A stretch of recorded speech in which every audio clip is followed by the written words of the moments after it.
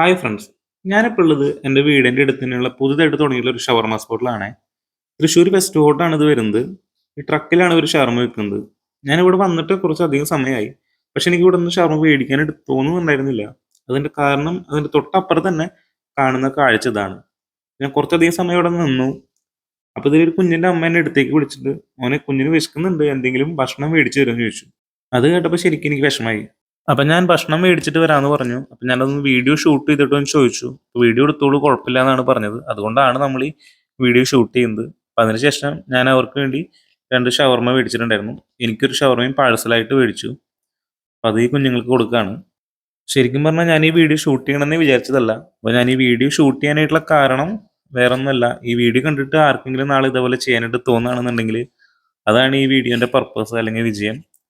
അപ്പൊ ഞാൻ അവിടെ നിന്ന് എനിക്കുള്ള ഷവർമ പാഴ്സൽ മേടിച്ച് ഇപ്പോൾ വീട്ടിലേക്ക് പോവാണ്. അപ്പൊ ഇന്നത്തെ വീഡിയോ ഇത്രേ ഉള്ളൂ. അടുത്തൊരു വീഡിയോ ആയിട്ട് വരാം.